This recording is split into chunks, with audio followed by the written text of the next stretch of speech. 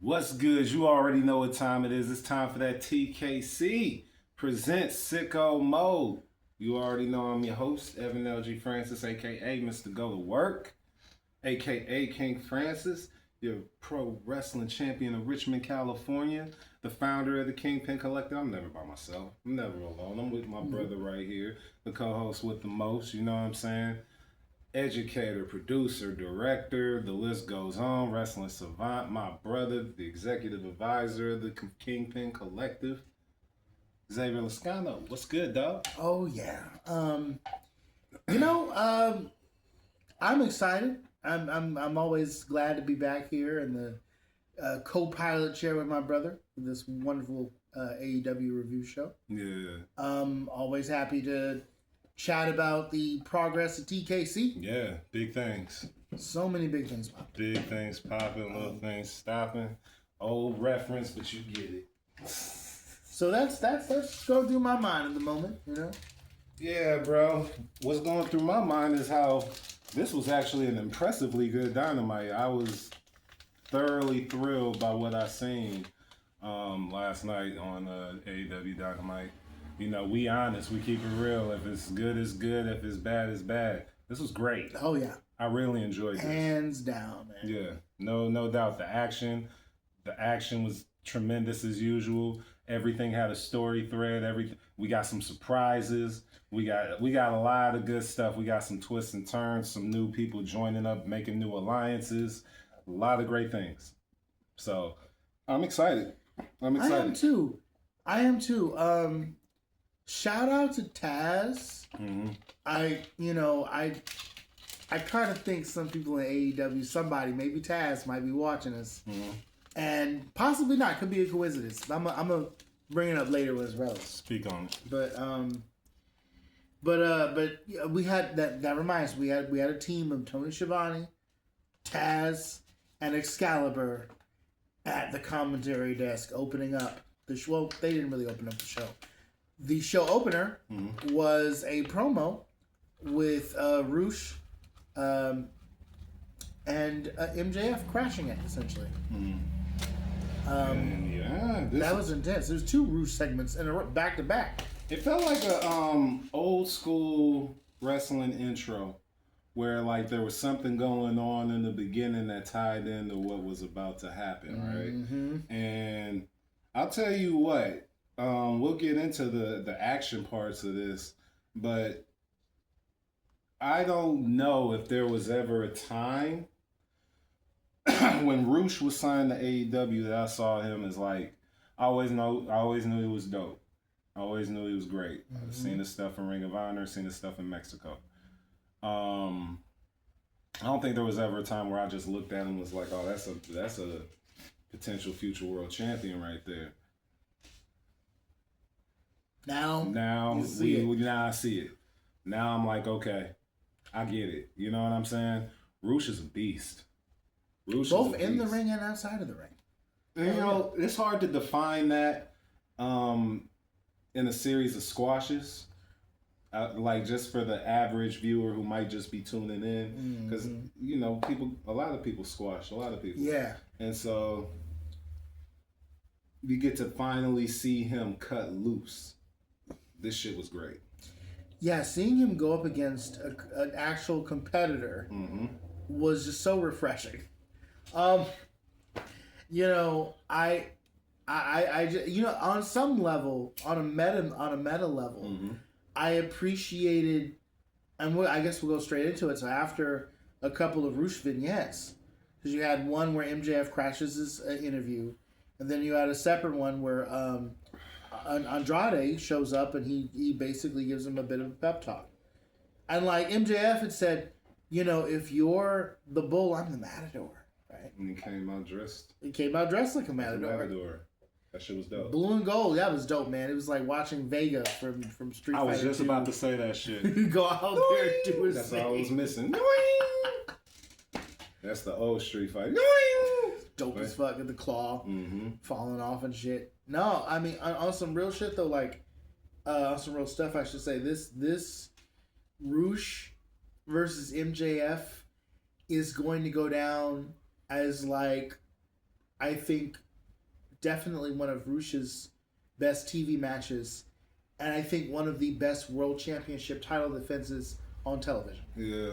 For AEW, for MJF, I gotta say, normally I'm a big critiquer of like opening your show with the world title defense, but I'm not gonna lie.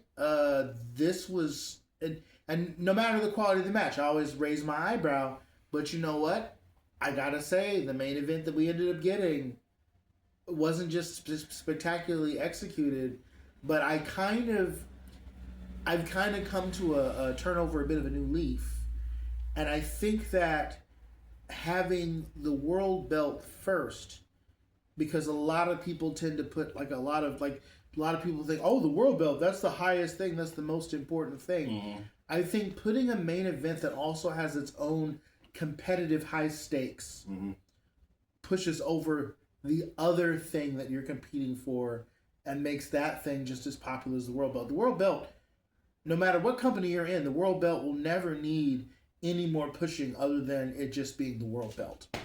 But maybe other concepts, like a tournament or a secondary belt, may need main event status and a quality match behind it to keep people's interest and really get it sunk in. Because there's something exciting and anticipatory about waiting for that main event to happen. You know what I mean? So I'm like, hey, excuse me for being slow on the uptake. I hadn't really given that much thought before, but I was like, yeah, no, this night, both beginning and end.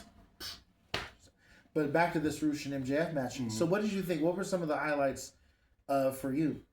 Rush's offense was fucking brutal.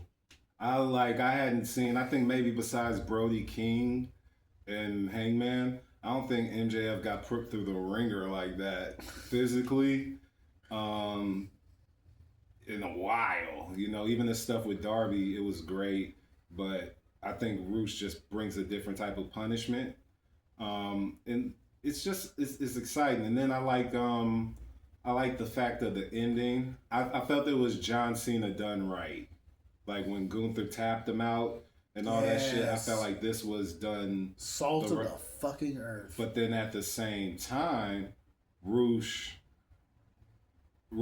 didn't really, he went out, but he didn't go out like a sucker. No. You know what I'm saying? Like, I like this for him. I feel like now you can assert that man anywhere.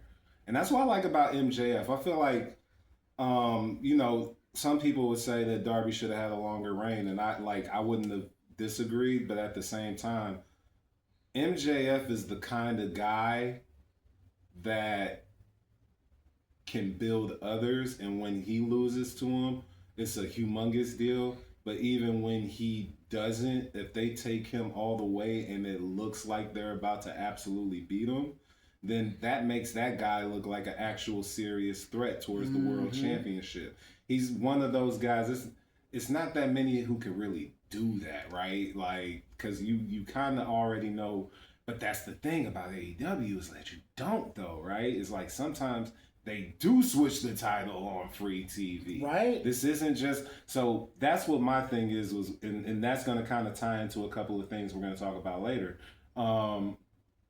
But Rush was the star of this to me. I agree. And, when you talk about it, his offense, I think he works really good as a face or a heel. Just his style and everything. I can see how it can work a crowd into a frenzy in certain points. Oh, yeah. And then I can also see how he can work it as a heel. And so, yeah, I love it. Like, I like the fact that he's got access to power, but he's also... he also doesn't forget his luchador roots either. Yeah. So he's an interesting It's kind of like, what I would like to see if at some point is a feud between him and Bandito.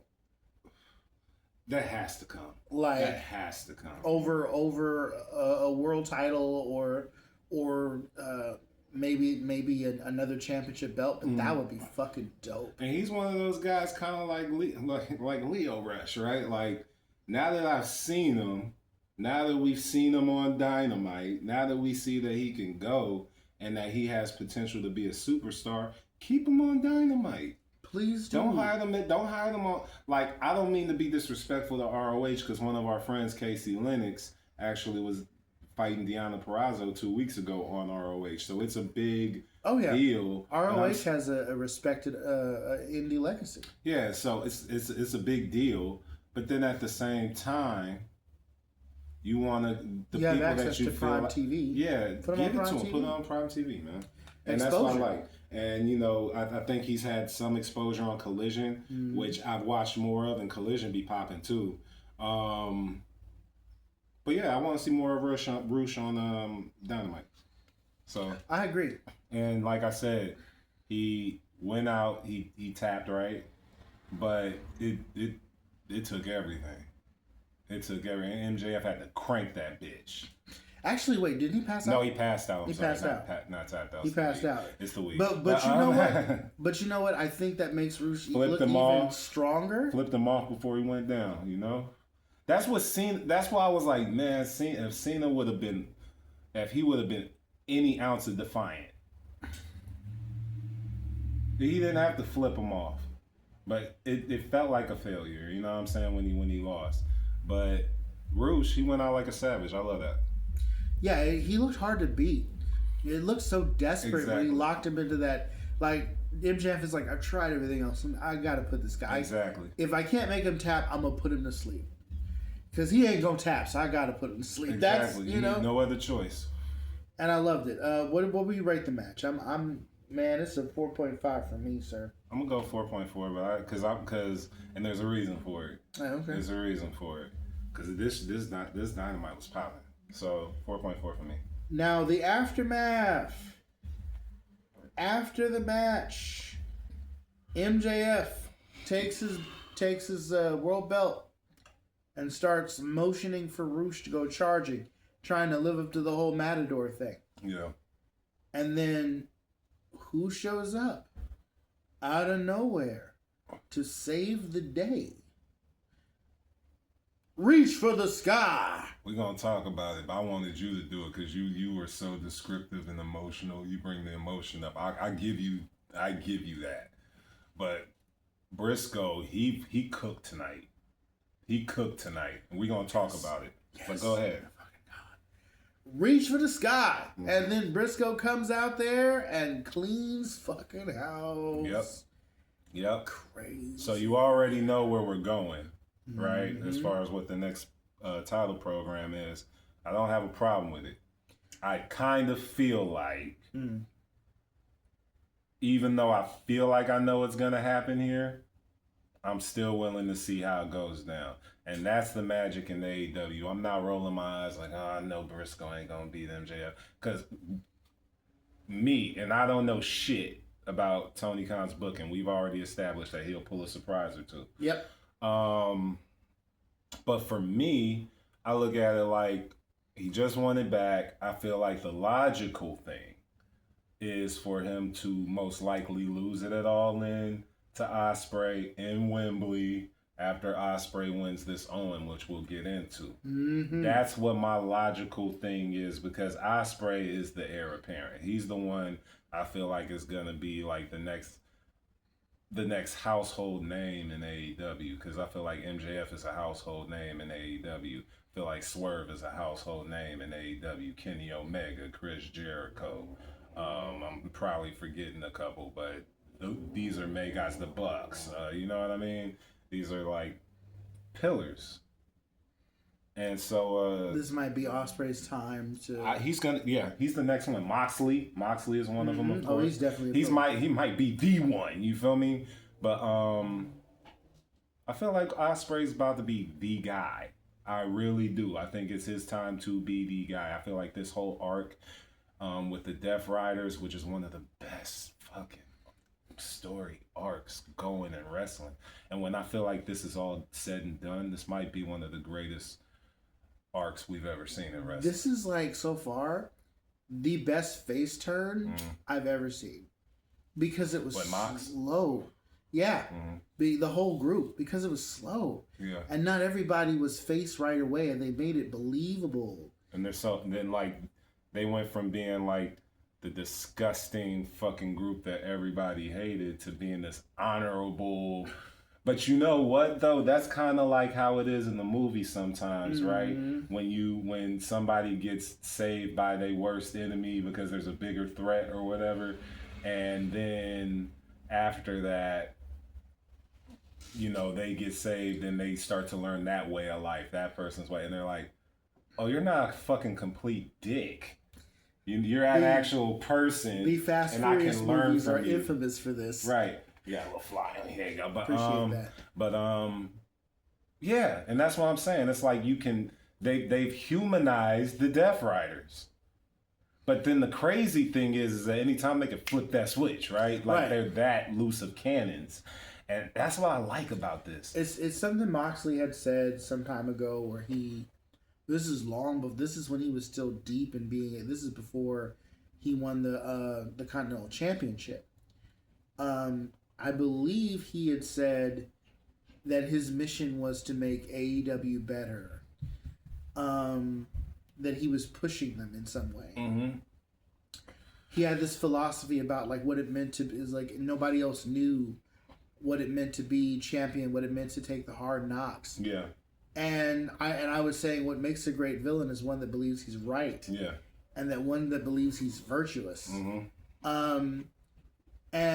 Or at least what makes an interesting villain. Yeah, no, you're not lying. You know, which is a bit different than like Triple H when he was married to Stephanie, where it's like there was no redeeming anything about Triple H's philosophy. It was all just like, you know, he was just an asshole to be an asshole, really. Don't worry, no one's ever going to touch you as long as you're a WWE employee, Earl Hebner. Oh, by the way, you're fired! Pedigree, middle of the ring to the old man. You know, Moxley, he's a straight shooter. Yeah. He's going to say, fuck you. And he's not going to play games like that. You know what I mean? Like, he'll cheat, sure. Yeah. But now it's kind of like, he's like, no, all this cheating and all this interference was to make everyone else stronger. I got, you know, Kyle O'Reilly wanting to pull my fucking leg off, you know. Made him stronger, and made him stronger, you know. Hangman too, when you really think about it, right? And then you looking at Ospreay, and it's a different angle this time. And that's why I was like, yeah, this might be one of the best character arcs we've ever seen in wrestling. This is so dope to just kind of like, you know, it's just good writing in general. That's what I'm saying. As you were saying, to give more depth to a character, because it's like, it's one thing to just have, you know, your good guy, your bad guy come out and save the good guy and just start making face promos out of nowhere. But this slow edge to the point to where like, maybe they did have a point. Maybe they did have the best intentions. Maybe we've been looking at them all wrong. Holy fuck. Yeah. As opposed to, you know, Hogan, like not many people know this, you know, but in Hogan's early career, he was a heel before he was red, white, and yellow. And like, when he did turn face, he's cutting a promo where he's like, Dusty Rhodes showed me the right way, brother. You know, and I woke up this morning, decided to take my vitamins all of a sudden. It's like, yes, people change, but, you know, they don't just wake up one morning and magically decide to stop being jerks. It's a slow process. Yeah, but it's like these guys were always like this. It's just who they are. Right? Yes. And this is a new view on who they are. That's it. It's just a different angle. I love it. That's why I like it. Yeah, no. Let's move forward. All right, so let's see. Next up, after that, we got that wonderful segment. Okay. Still, let's see. So Mark Briscoe is coming in to face off against Lio Rush. This was, the entryway was really cool. I like how the conglomeration came out with Mark Briscoe. Briscoe cut a promo, right, on MJF. And he's just like, I had to come in this world into AEW without my brother, and who I was tagging with for 20 years. And all of a sudden I was alone. Were they twins? Mm-hmm. God, that hurts. I mean, well, not twins. I think he was, Jay was a little older than Mark. Because he had talked about how they would celebrate birthdays together. I think they were like, cake. I think their birthdays were closely aligned, but I don't think they were twins. Okay, for sure. Yeah, but like, it still hurts though to lose your brother. Oh yeah, anytime you lose your sibling in general. And it's always gonna be a thing. You feel me? And you know, I no amount of success, no title reign, no amount of money could ever replace your loved one, and that's the truth. I just appreciate Mark for, you know, digging in and continuing on, because there's a lot of folk out there who would have. It would have been, you know, for some people, when you are doing something not just for a living, but something that you love doing, and for a lot of people, wrestling is a passion, and you have your little brother that you grew up with, who you tag with, is no longer here. Some people may have even quit and walked away from the business because it reminds them of their family. So shout out to Mark for staying with us, and as a fan, I just want to say I appreciate you. Carry this for a second. I got something real quick. As a fan, I just want to say I appreciate you for carrying on.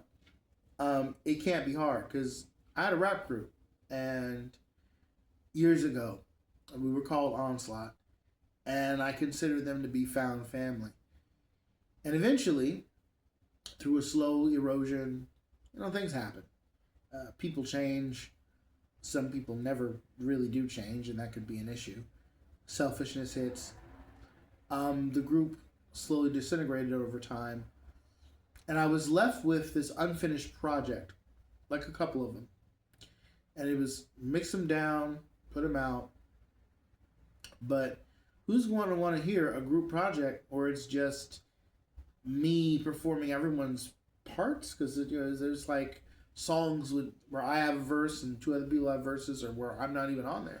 It's like, what's the point if everyone's gone, right? So, you know, I kind of shrugged my shoulders and took a long hiatus from hip-hop after that. It was really sad, you know. It felt like losing family. But AEW, wrestling, back to that. Mark Briscoe, in my personal opinion, is one of the solid hands they have in AEW. Really, I think will go down in the Hall of Fame for both Ring of Honor and AEW. And your brother is a loss to the whole industry. So we have this match with Mark Briscoe versus Lio Rush. I really like how, you know, in the beginning of the match, the conglomeration came out, and Mark had mentioned his appreciation for finding this group of people, because he was all alone, and then he gets embraced by the conglomeration. It definitely moved me, you know, and it's what a promo's supposed to do, but this promo felt so personal deep down, you know. Lio Rush comes out to the ramp as the as his group, you know, as they're leaving, they freeze, like the mid-step. It's shadowy, it's dark, and they freeze until Lio Rush gets a little bit past them, and then they start moving again. Perfect. And as you were, where are you at? And the commentators are like, yeah, Orange Cassidy said that if you freeze, you won't see him. They won't see him. Yeah. Like a Tyrannosaurus Rex or something. And I'm like, it would be kind of interesting if they wanted to build in a more supernatural aspect, like he's put some sort of curse on that. I don't know how far they want to take it, like a Undertaker sort of thing. AEW doesn't tend to lean. Nah, they don't go that far. They're like, this is totally a WWF thing if they were gonna do that, right? Like, oh no, they're all, what is that? They're cursed, you know. That's. But I like this idea that they're so unnerved about him. They're just like, if we stay really still. This was a good match. Lio Rush continues to do excellent character work. I'm not gonna lie. After that impassioned speech that Mark Briscoe made, and his basically his request for a title shot, demand for a title shot, I said, they about to have Leo do the honors again, aren't they? God damn it! And we were just talking about that last week. I was like, AEW, give this man some wins. He's over as fuck. Don't burn this out. And here we go. Like, you know, Leo Rush versus Mark Briscoe, who just made the whole "I'm coming for your belt." Oh yeah, we are. Yeah, it was like this. I was like, damn, bro. That was my only thing about it. Is like I love Leo getting TV time on national television. I love his character. I love the development of it. I love all this stuff. I see the way the wrestlers are playing off it. You gotta get this man some wins. Yes, man. Like please. that's the only thing that's fucking up right now. Y'all gotta get the man some wins. For real. For real. You know, I mean, what's the point of having him do all that if he's just going to be, you know, that just the character that he's playing does not strike me as a character that's just going to be losing all the time, you know? Yeah, not straight up. So, but the match is everything you expect a match between Leo Rush within the guise of that character versus, you know, Mr. Briscoe. Yeah, no, this is great. Everything from the gallop to... Yeah, everything you needed was there. Yeah. Like I said, the only thing for me is Leo not getting wins. You could have put him anywhere else. But like I said, I like how it's developing to where people are playing off his character, playing off of him, the whole nine. I'm cool with that. But we gotta get some wins under this man's belt. That's all I'm saying. But beyond that, no, I like the match. Again, this wasn't a low quality match. Everything was there that we needed. Leo didn't look weak. It's just that we need some wins. Afterwards, Mark cut a crazy promo though. Oh yeah, sorry, I got the mixed up. The promo was after the match. It was after, but you already mentioned it. Yeah. Okay, we don't gotta go into all of it. So I just want to say that it was a great promo. It was awesome, and I think that might have been his best mic work that he done had in AEW so far, and it made me intrigued to see the match. So, bravo. What do you rate it? 4.2 for me. I need Leo with some wins, man. Same. 4.2. I need Leo with some wins. All right. Well, you know, I'm betting next week they're gonna hook him up with a solid win. Yeah. So here goes my one true disappointment for the night. Oh no, actually, Thekla, Sky Blue, and Julia Hart walked down through the fans, and Thekla has an announcement to make. She declares the intentions of. Love me some Thekla. She declares the intentions of her faction. First off, is fuck Japan, right? Yes. Like, in particular, fuck Stardom. Stardom. Because she basically said, when I worked there was a particular kind of female wrestler that I hated. The kawaii. And I basically hated them so much, I took them all out to the point where they had to fire me. Yeah, the idol killer. They call her, and she's like, yeah, fuck Stardom. And you know, Sky Blue. She's gonna go ahead and win this Owen. Yep. Julia Hart is gonna get some gold behind around get her, that TBS title back around her waist once again. And then Tekla's basically saying fuck Stardom, whoever they got. She took a ladder, climbed up that ladder, and spat on the Stardom logo with the multi-company marquee up there. And the announcers had to be like, we apologize to like our partners over at Stardom. And I said, you know, this is perfect because rather than have her simply tear through the women of the AEW, because she's booked as like an almost unstoppable force. So rather than just have her tear through the roster, you know, they're giving her a whole other company to feed on. Yeah, I think this is good. You know, this gives a. I love the international appeal of AEW and their ability to reach out to the companies of like talent from here that people actually like versus talent from there. And this definitely gives the wrestlers something to do if they didn't beat everybody or outpace most of the folks in their division. Oh, here, we'll just send you another Fed. We'll feed you wrestlers from another Fed. Moving forward, we've got, I don't know if you can't really call it a match. Andrade El Idolo versus Vandu. No match. You knew it wasn't going to be a match because other dude didn't get an entrance. Yeah, no, we don't gotta talk about it like that. It was just a squash. You always know. But the aftermath, right? Oh yeah, the aftermath was pretty freaking strong. You had Don Callis and company come out to the ring and basically declare that. Oh, first of all, Andrade had a promo where he's like, MJF, I'm coming for your belt. There you go. And then that's when Don Callis came out and was like, appreciate your moxie, but I just want to say some things that are very important, you know? So, you got Mark Davis heading into Wrestle Ospreay later on tonight in the main event. Mm-hmm. And then you definitely have him wanting Okada to go after Takeshita, yes, for the belt that he stole. Not stole, but you know, that's how he views it. And you know, just Don Callis being fucking Don Callis. You know how you do. You know. No, it was a pretty good segment. Yeah, the segment was definitely better than the match, which we will not rate. But we also got the introduction. Oh, holy shit! Yeah, I was just about to say how. But the biggest thing of the fucking one of the biggest moments of the night that non-wrestling wise has to be like it's hard to pick because they're all big, but this is huge.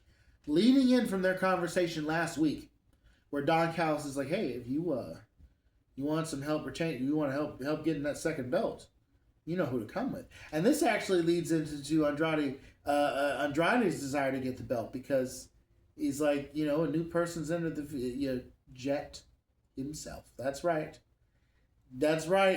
The formerly one half of Jet Speed comes out to the ring and basically cements his new partnership, his new alliance with Don Callis. That's it. Here come Jet 2 belts. That's it. We'll see. He said he's coming for that title. Everybody coming for that title. Yup. Which leads us directly into Kevin Knight versus Speedball Mike Bailey. Woo! Yo, they were cooking. This was the match that we have been looking forward to ever since we were like, they're probably going to break them up, huh? Yeah, no, that shit. And they delivered. No, this was They fun. wasted no time. None. They said, we're gonna let you know. The counters, the action, bruh. Speedball was kicking the fuck out of this nigga. You could tell this was based on betrayal. The pump kick until this nigga fucking springboarded over Speedball, and then this nigga jumped up, popped up, and then that nigga hit that spinning kick on his ass. I was like, oh, this is it. Like these niggas, like this is what I was expecting. Yep. Like these niggas know each other. They know each other's moves. They countering each other. It was everything. You go up and down the road with somebody, and it shows, right? Yeah. And the thing is, I got a feeling this is just first gear for them. Based off the ending. We're going to revisit this. Yeah. We're going to revisit this. Mm-hmm. With the interference of the Don Callis family, Kevin Knight gets the win on this. But, yo, you need to watch this one. This was fun as fuck. Now, former tag partners, this is how you book former tag partners. They know each other. There's not a Marty Jannetty in this bitch.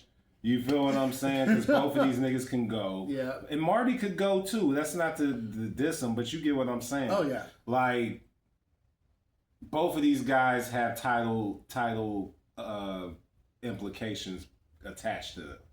And so, I was loving this match. Hell yeah. Even the interference, I'm like, okay, because they're going to revisit this and that's just going to cook even harder.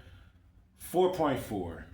Same. I give it a 4.4. This was a solid match from beginning. I love it. 4.4. Loved it. And like I said, I love their chemistry. I love where we're going with this. I see the vision. And that's what you want, a long-term feud for a high-stake belt with two people that have chemistry together. That's a fact. Makes for the best matches. No arguments there, my man. This was that good shit. And like I said, the Don Callis family interference, but this time it made sense because we're gonna see this again, and it's gonna cook even harder. I'm not mad at none of this. Good shit. Where we at? And you know what's funny? Like, the big thing that breaks it is not the member of the Don Callis family coming out and whacking him with a chair is just a simple referee distraction. Given good old, it was Doyle, wasn't it, that went out there? Mm-hmm. Doyle was out there. And, you know, I got a feeling they're going to start letting him cook soon, but Davis is just so far ahead right this second that you gotta acclimate Doyle back in. Mm-hmm. You feel me? But we'll get back to Doyle and Davis and all that. So, Kevin Knight retains his title. Each of us is giving it a 4.4. 4.4. Then we have an entry in the Owen Hart's Women's Tournament semifinal match. So, they were talking a lot about the wild card. Who's going to be the wild card? And I'm not entirely shocked that it was Mercedes Moné. I was like, okay, let's see how this plays out. Because there's not that it had to be my storyline idea in order for me to enjoy it. These guys know what they're doing, for sure. But, you know, in my mind, they were going to have her come back, be totally humbled. You know, maybe even have her lose a match or two and showing that lack of confidence. And then slowly kind of turn her face and have her rise up. That's what I was thinking they were going to do. No. She came back in like she ain't learned shit. She's still the best ever, which is fine. That's not a bad choice. And she's essentially that same dominating heel, willing to cut corners, of course, that she was before she lost all of her belts.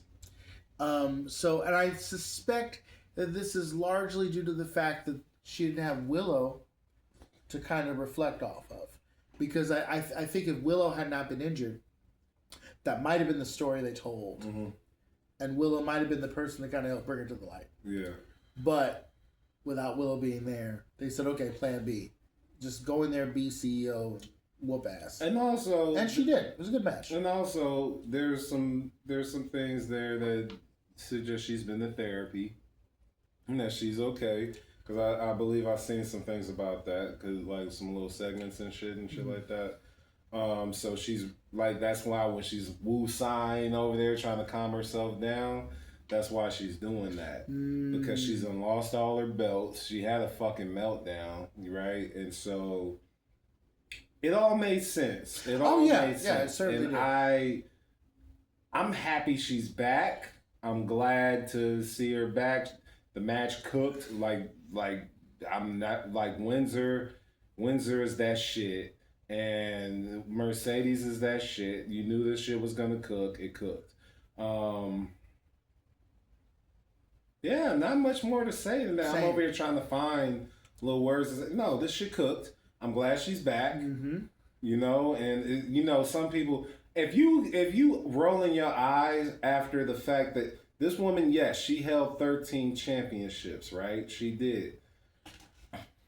Here's the thing.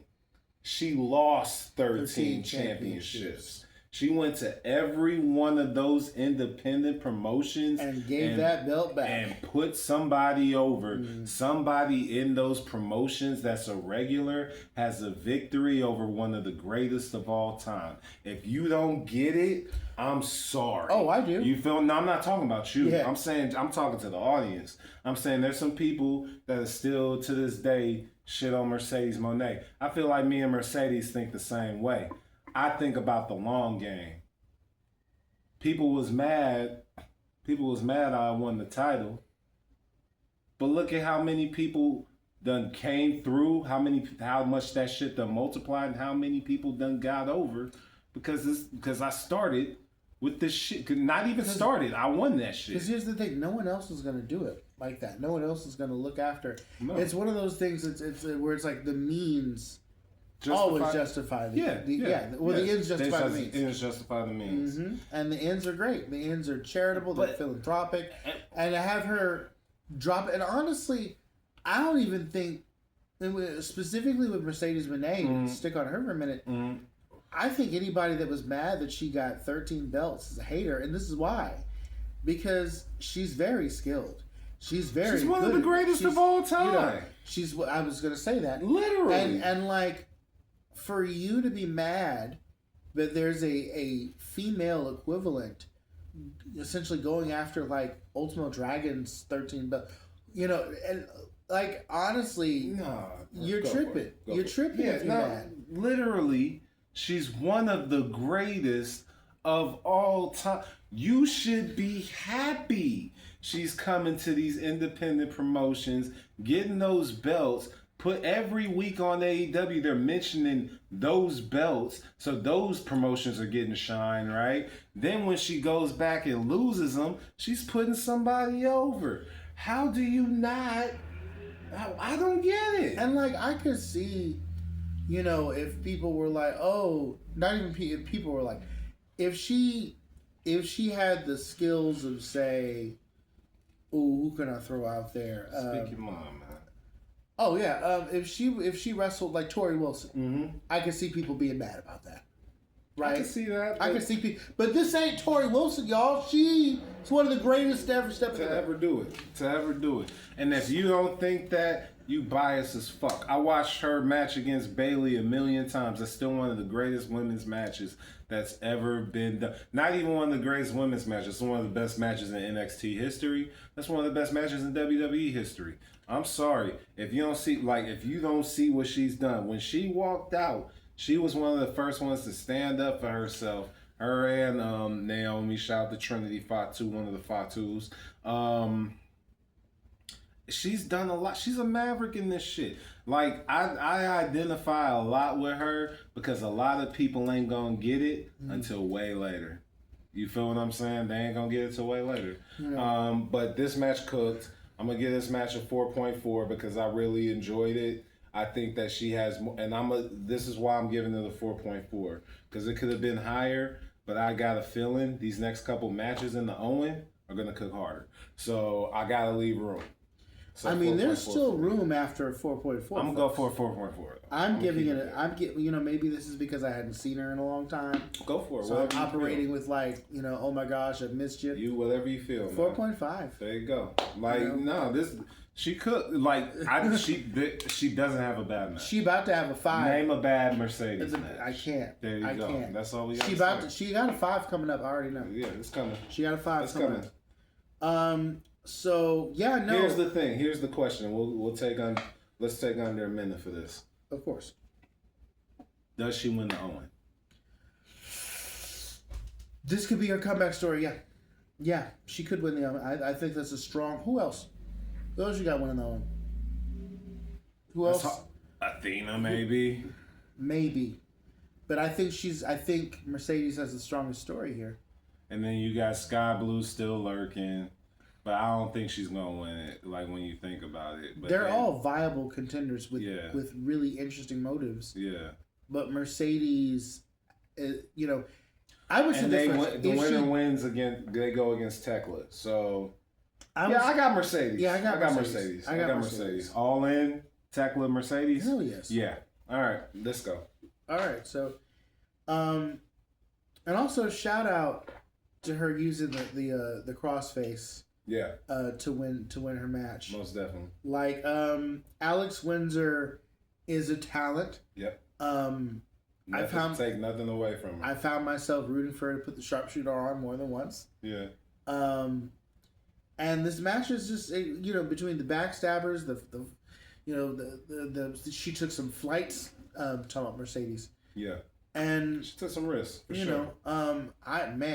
Nothing to complain about. Yeah, that's what I'm saying. Like the great match. Match. Let's see. Next up. Where we at? After that, we get. Is it the main event? It's the main. Oh, wait. I can't forget. There's a tag team. There's a tag team vignette. Okay. We had. It was essentially the dogs confronted the twins. Yeah. Or rather, the twins confronted the dogs. The dogs are being interviewed, War Dogs, and then in the middle of their interview, because they're asking, so you're coming for the tag titles, what's on your mind? Yeah. And they're like, yeah, we screwed them up, they're done. And then here come the Young Bucks. Why do you think everybody's twins? Our Matt It's the Jackson. Briscoes. The Briscoes are not twins. The Young Bucks are not twins. Oh, why?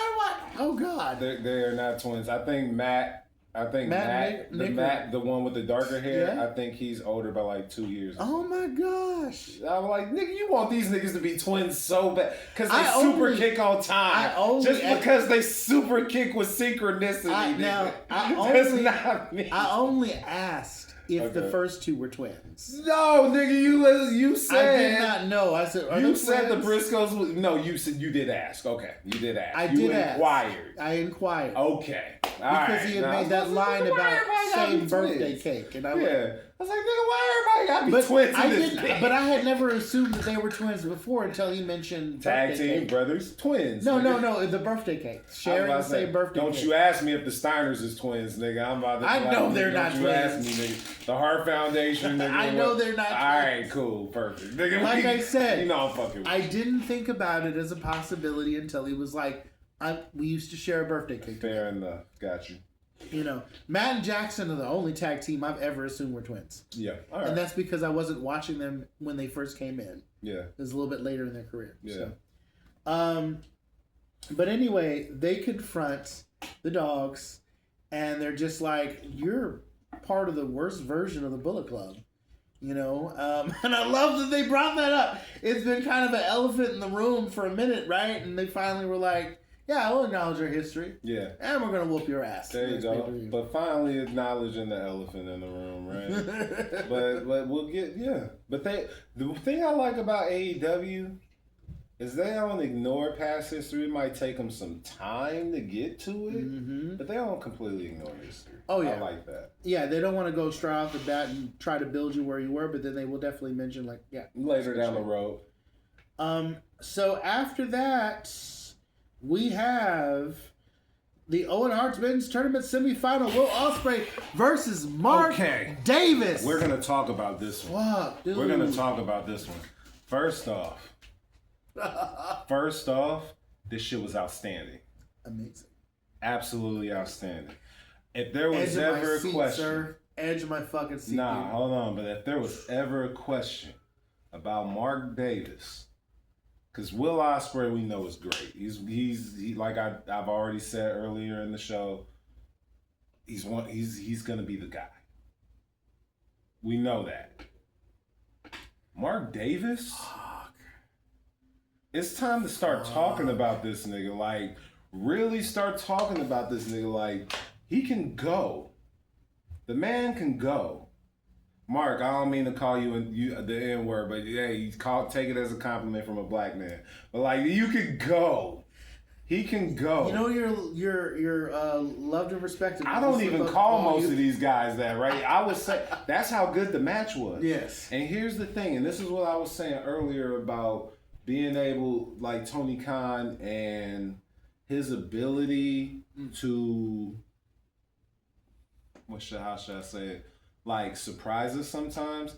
Since I've seen Darby's shock us, I've seen a couple shock wins.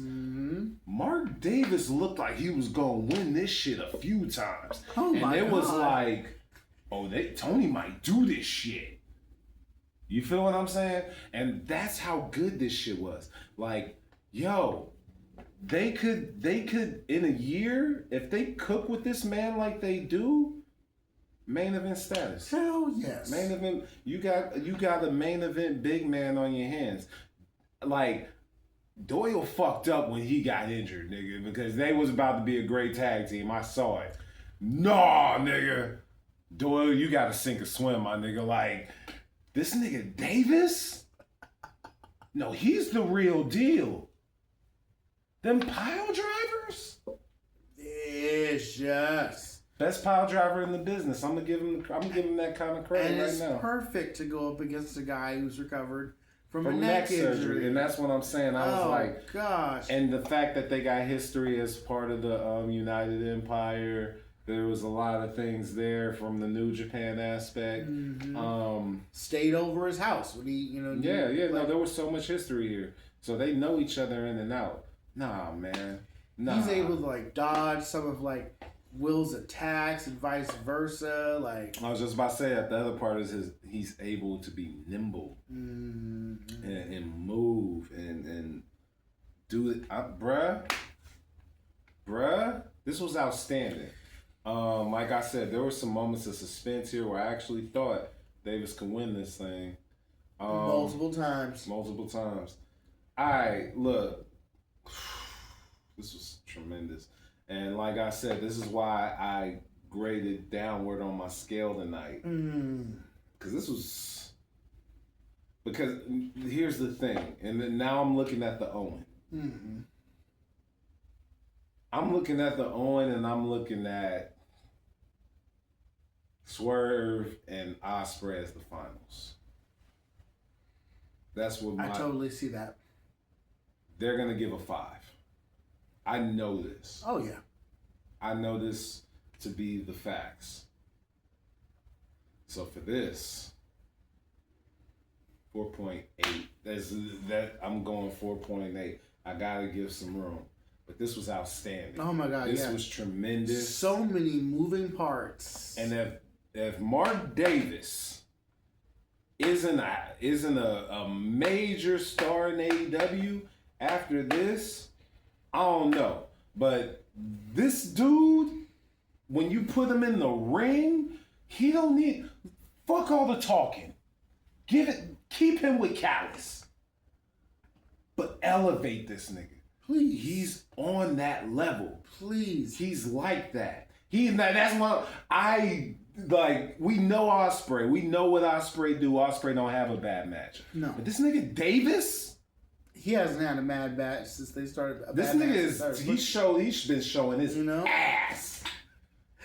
No Diddy. Davis, but this nigga been showing his Davis ass. Completely understood. Yeah. That he came to work. Mm-hmm. Oh, there is something I wanted to mention about the Roosh match earlier. Not the Roosh match. You ain't even grade this one, but go for it. I earlier I prefaced the Taz had said something that kind of made me think he was watching our show. Okay. When Andrade won his squash match, Taz said on commentary, "I know that there's a certain type of fan that doesn't like this kind of match, but we don't get paid to wrestle by the hour. Shout out to Taz. We get paid by the match." Hey, Taz. All right, Taz. Heard and taken. I heard you. All right. I understand as a man in the business. I understand that value. All right, Taz. You got me. You got us. All right, cool. All right. Salute to you. Acknowledge that. Hey, brother, salute to you. Everything you've done. Yes. Nah, for real. If that's a rebuttal to us, fair enough. You know I'm a businessman. If you know us, you know we businessmen. Yes. Shout out to you, man. All right, I get that. I was wondering if you caught that. No, I didn't even catch that. Because I sure caught that shit. When you just mentioned it, though, I was like, ooh, nigga, oh. All right, Taz. Taz watches this shit. Okay, Taz. Shout out to Taz. Love you, Taz. Man. Shout out to Hall of Famer, man. No, real talk. One of the greatest to do it. Real talk. What's your rating? Man, it's a 4.8. All right, 4.8. Cool. Yeah, like you, I know there. I'm giving them room. This Owen, bro. Jesus. I mean, the false finishes in this, not just he did his finisher, he did it. You had multiple interferences. No, this shit was hard. You had like it looked like everybody and their mama in the Don Callis family, except for like Alexander was notably missing. There's a couple other people who didn't come out. Like, I don't think I saw El Colon come out. But there were hella Don Callis family members that raided the place.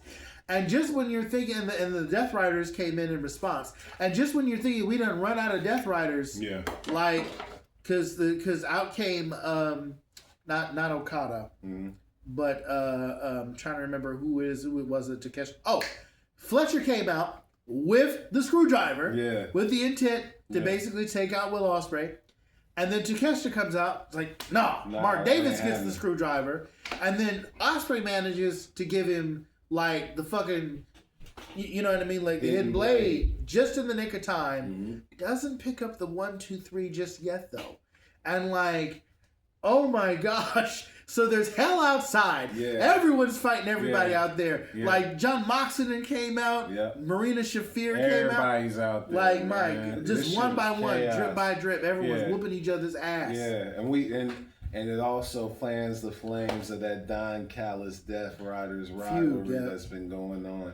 Nah, this was a 4.8, and like I said, we're grading on the scale, knowing what's to come. You feel what I'm saying? That's all it is. So many moving parts, having to remember your timing, act on your moment, what's coming to the ring at what time. And I gotta give Tony Khan credit. This nigga knows how to book a tournament. Yes. God damn. And you see what I mean about having a match like this be the main event makes you really excited for the tournament coming up next. And I'll say this, just based on what you were saying earlier in the show about the world title going on first and stuff, and how some people might disagree with that. Listen, AEW, here's the difference between AEW right now and WWE, and this is where I'm starting to kind of understand it. WWE don't book their world titles that well, so they have to be the last thing on the show. AEW has booked the AEW championship so well, and I feel like, and and here's the other thing, I feel like the audience isn't as conditioned as WWE's is, so they understand the importance of the world championship. You can book that bitch anytime in the show, and it will have the same level of importance. Yes, traditionally it will be the last match, but it doesn't have to be. I think, and that's why I love this fucking company. I think the only time it needs to be a main event on a live TV show is if it's the culmination of like a long ass feud or something like that. You know, but if it's just like a contender coming up for his shot, then put it anywhere. And if you want to keep tradition, I don't have a problem with that. If you want to keep it as the last match on the card, so be it. But the world title in AEW is so important, I don't have to dispute whether because it's on the first match of the card or on the last match of the card or in the middle, whether it's that important. Now, does the show need to be structured well in order for that to be pulled off? Yes. But AEW just so happens to be doing that. Exactly. So I ain't got shit to say. And that's the difference. Every main event matters, and that is the that's the AEW difference. mantra. And when that's the point, because when every match matters or every main event matters, what does that tell you? Every wrestler matters. That's the difference. We don't have a set all the way, all the time main event for the fucking evening, and that's beautiful. Because we have so many niggas that can viably main event. Or the women that can main event, that they've done this before. That this is... Listen, this AEW cooked on this Dynamite. There's no doubt about it. This shit's going to... This Owen, I cannot wait for the end of it. Mercedes is in here back. She's fucking started her field. It's about to be crazy on that. Fucking and just the fact that I look at and I see her and Tekla tangling that all in, and I feel like that'll be Mercedes first getting off the hump and also kicking Tekla off the mountain, and I'm totally okay with that. Like, because it tells the story. What's interesting here is she'll be going up against like another heel. Yeah, but I don't think here's the thing. I don't think by the time we get to all this, she'll still be heel. I don't think she'll be heel. That's kind of where I was going with that too. Because Tekla is so fucking fire as a heel. Nah, you book Mercedes. That's why I was saying when she was Wu Sign. And when you really look at it, when did she cheat in this match with Alex? Not at all. There's only one moment where she's like, "I'm still better than you," but other she than never that, cheated. She didn't cheat. She won clean. We're turning the gears here Slowly, which is good. But surely. But that's what I'm saying. This is why pacing. we're cooking. That's storytelling pacing right there. AEW's on fire. All In is gonna be fucking fire. We got Forbidden Door before All In. Which is also going to be fire. But this shit, like what Cat Williams would say, nigga, this shit right here, nigga, this shit right here, Cryptochronicata light, nigga, this is that shit. Hey, what do you rate the whole show? 4.6. God damn. Just off the strength of that 4.8. No, I'm looking at that like. I You can't argue with you that. can't end the show like that. I can't argue with that shit. Holy It can't shit. be no less than that. Mercedes Monet came back. Yeah. No, like I said, we got our character developments, we got our Owen Hart developments, we got our world title developments. Roosh looked like a star. We still searching for Leo Rush's first victory. We still like next week we got fucking Swerving Brody. Fuck, man. You see my face? I'm serious. This shit is crazy. Yo, AEW might listen. I've said it a couple weeks. When CM Punk left, there was a fall off. I felt like they put all their eggs in the Punk basket. And AEW's a young company. They just celebrating their 7th year. It's a young company. They were starstruck. They believed in that man. They believed he was going to bring them to the promised land. They forget that man had flaws too. Yeah. So now he's over there, another cog in the machine. AEW, right now, for the past 6 months, has been bubbling. And we're starting to see it boil over. And if they keep this up, this quality, 2 years, and they match everything WWE does. Everything. Hell yeah. All they have to do now. All they have to do now. You know me. When do I mess with my predictions? Never. No, I'm serious. All they have to do is keep going. Because here's the thing. A lot of WWE fans are frustrated with the product. They're tired of this shit. Nick Khan the other day got on the on the podcast, which is circulating everywhere, saying we don't listen to online criticism. We don't listen to the fans. The only thing we fucking will ever pivot for is fucking ratings and drops in sales and shit like that. WWE fans are fucking getting disrespected to the max and just getting whatever they're getting. A lot of them are folks that come from our generation or a little younger that have a brand loyalty. You always know me. I've always run for the underdog, right?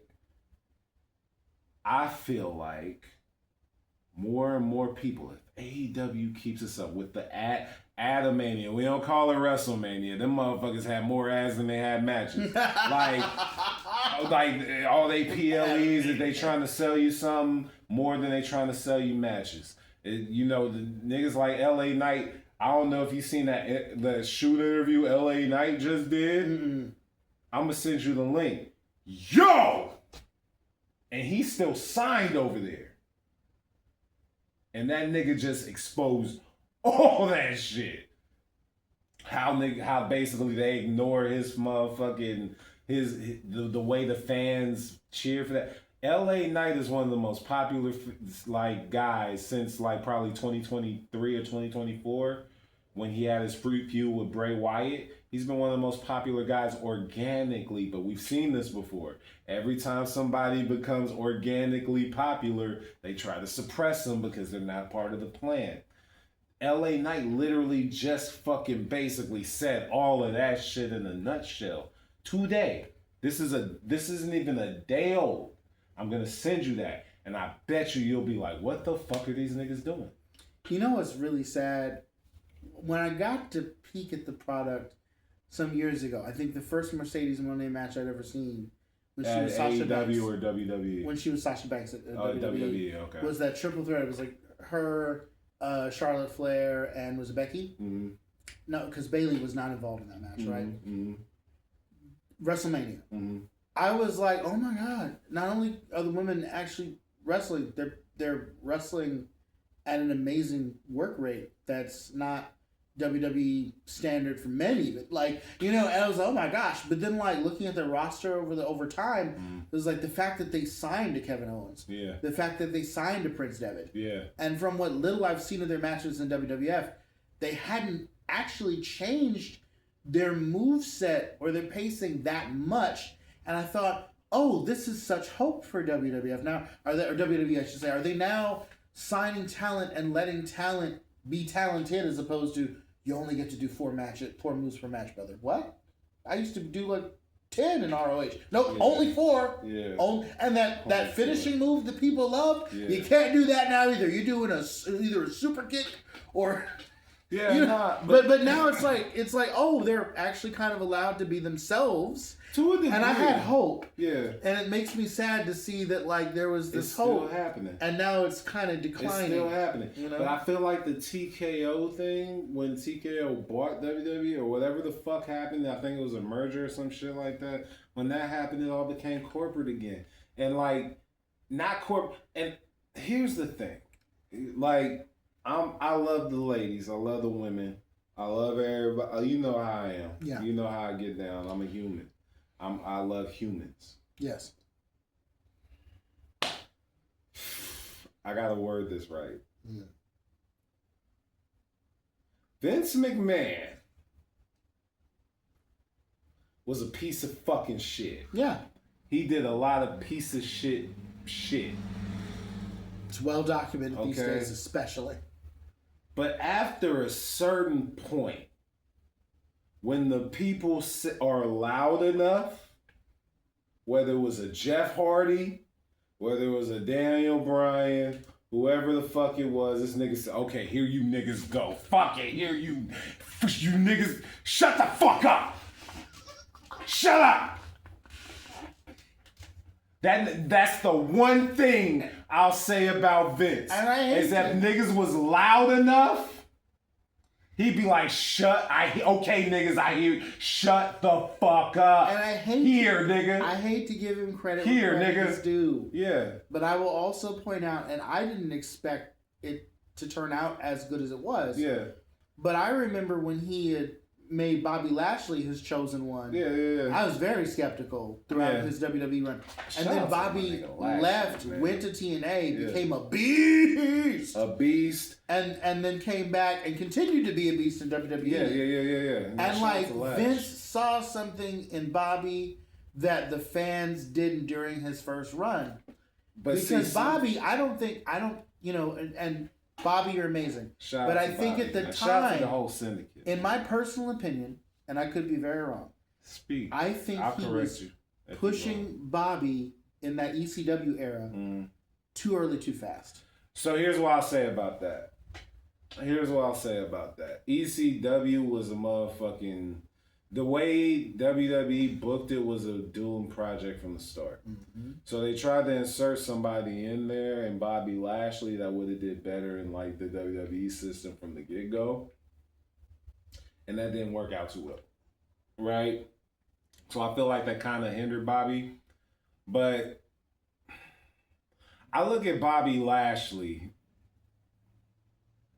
and I look at a guy who's evolved over the years, right? Mm-hmm. And I look at a guy like when you said the TNA thing, you hit the mark on the head. Sometimes you gotta go. You gotta get out of WWE, see what the rest of this shit is, realize who the fuck you are, and run with it there. You know what I'm saying? And then come back as a bigger star, because when he came back, that nigga was rolling over shit. So, and like there's nothing wrong with truth. You know, because I, as a black man and as a black wrestler, I got nothing but the utmost respect for Bobby Lashley. Absolutely. But what was, and I feel like Bobby seems like the type of guy that would tell you that himself. You feel what I'm saying? Yeah. But I look at guys like that, and I look at what's going on in AEW right now, and I'm seeing so many, like you mentioned Bobby Lashley. I feel like in between, after this Mark Briscoe thing and before the Will Ospreay thing, I feel like you can insert Bobby Lashley right there. Absolutely. Because you do have the history that Bobby said, nigga, I'm going to absolutely demolish you. Absolutely. And I only brought him up, of course, to point out that Vince had seen this potential in Bobby. Yeah. And he wasn't wrong about it. No, he wasn't. And And then, you know, the man had an eye for talent. Nah, and you're right. And I'll say this. Maybe not this time in this year. You could put that world championship on Bobby Lashley any point in time, and it'll fucking be legit. But this episode of Dynamite was outstanding. Great stuff. One of the best of the year so far. Flowed, stories told. We're starting to set up for Forbidden Door. We're starting to set up for All In. Nothing more to say. We said 4.6s. Let's run from there. Where they gotta fucking find you at? Go ahead and plug yourself, my man. All right, you can find me at Xavier Lascato on X, formerly known as Twitter. You can check me out every week on this grand show, Sicko Mode. All right. Yeah. 2KC YouTube channel. Yeah. I just had to one point in time. Please, you please check out like Unhealthy Comedian, which, you know, we're in it. We also help shoot it. Yeah. You and I. Yeah. Please check out old episodes of Go to Work Fitness. You see how you see this shit's popping again, right? The numbers is popping again. You know, we gotta talk about that. And it's like over the years, y'all, I've always said, check us out, check us out. Check out the podcast for Go to Work as well. The classic episodes are still up. Yeah. Yeah, no, that's it for me right now. All right. Go Work Fitness on YouTube. Go Work Fitness on Instagram. TKC Wrestling on Instagram. TKC or the Kingpin Collective on YouTube. SOS just dropped a fire promo earlier today against Cassandra Golden. All hail the three queens coming. El Cerrito, June 27th. Big things. Shout out to Cash Cartier. Be there. Shout out to Cash Cartier. He's going to be in town from Arizona to California. He'll be here June 6th and 7th for Oasis. Shout out to Oasis. Never thought you'd hear me say that. But like, you feel me? Shout out to Oasis. You feel me? Niggas never thought they'd hear that on this show from this brand. But shout out to y'all. What else? That's damn near it, man. Like, as far as what's most important, check out the Kingpin Collective TKC Wrestling page once again this weekend for just seeing who's in your proximity. If you want to support a certain wrestler, I know G4 is in action this weekend. Cash is once again in action this weekend a couple times. I believe Dio Bando's in action, you know, over there in the East Coast. Big things coming up. And let me say this because I want to send a message. I want to send a message right now because you don't even know about this. Okay. But I want to send a message. All right? Soft ground wrestling. Soft ground pro wrestling. Uganda. I'm hearing some things. I'm hearing people mentioning us. I'm hearing people mentioning TKC. I'm hearing the people saying that they want to do something. You want to go to war. There's some things going on over there in Uganda that might be a problem. You know what I mean? And I just want to say this. We are the largest black faction, whether it's in Africa or whether it's in the U.S., whether it's anywhere else where there's a black wrestling faction. We're the largest. We're the most dominant. We run this shit from California, Arizona, and everywhere else. And I'm going to tell you one thing. I know y'all wrestle in the ground. I know y'all wrestle on the mud. I know y'all used to doing all of that. But if you really want to get down and dirty, you want to get down in the mud, keep talking. Because here's the thing that everybody knows and that everybody kind of hates about me. If you mention us enough, I'll show up. We'll show up. Whether it's in the city of Richmond, Vallejo, or whether it's all the way international in the motherland. You want to make history? We'll talk. Have your people call our people. We accept. What a coincidence. I've been scouting y'all for a couple years.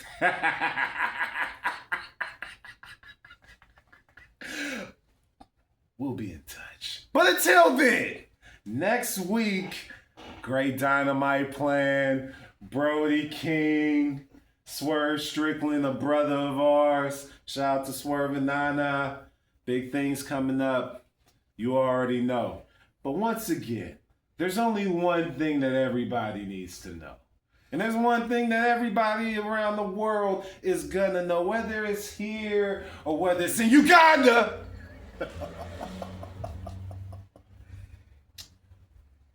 These kings wear crowns over here.